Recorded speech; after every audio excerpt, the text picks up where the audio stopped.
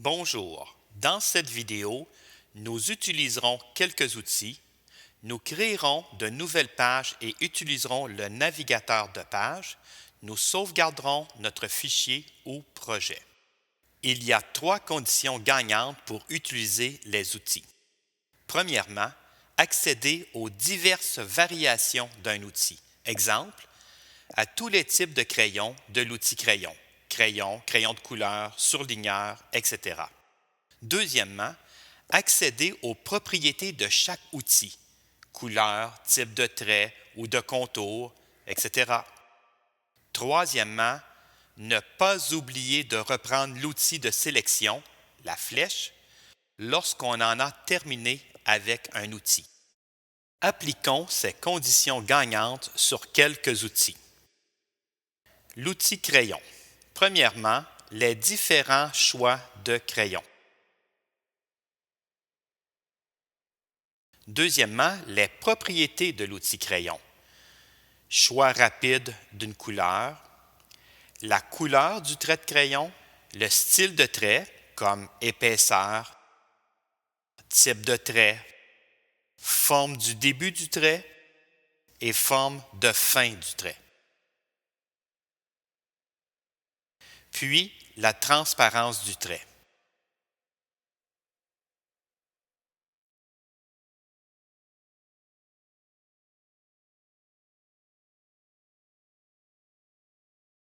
Reprendre l'outil de sélection pour pouvoir sélectionner et manipuler les objets dans la zone de présentation.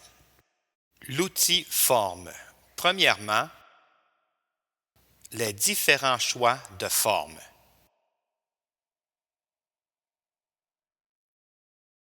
Deuxièmement, les propriétés de la forme. Couleur de remplissage de la forme et couleur de contour de la forme. Le style de contour de la forme, épaisseur du contour et type de trait du contour, puis la transparence du trait. Troisièmement, bien sûr, reprendre l'outil de sélection pour pouvoir sélectionner et manipuler les objets dans la zone de présentation. L'outil texte. Premièrement, les différents choix de police.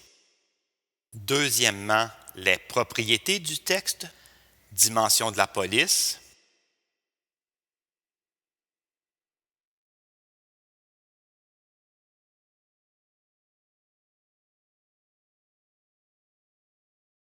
Les formats gras, italique ou souligné. La position du texte, à gauche, centré, à droite. Les options de texte, puce de texte, ligne numérotée, retrait du texte, etc. La couleur du texte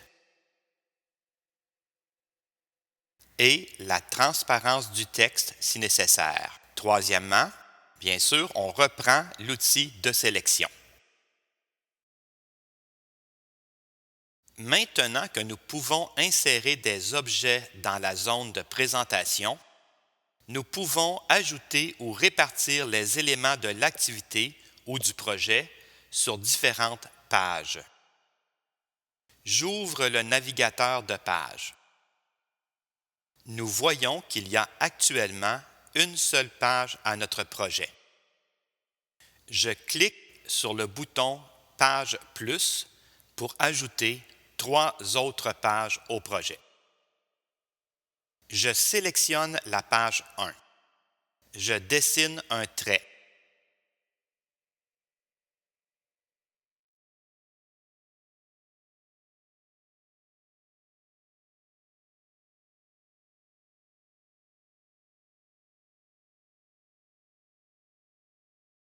Et je reprends l'outil de sélection. J'ouvre le navigateur de page de nouveau pour sélectionner la page 2. Je dessine une forme.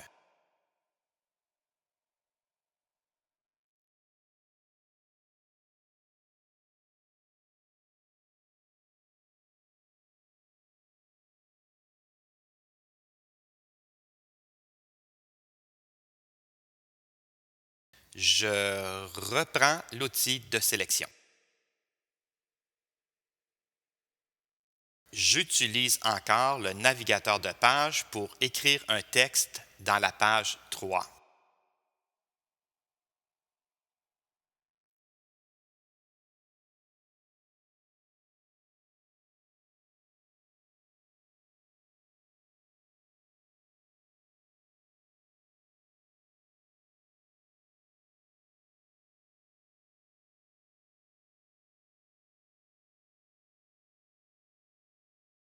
Puis, je dessine une ligne courbe qui se termine par une flèche à la page 4.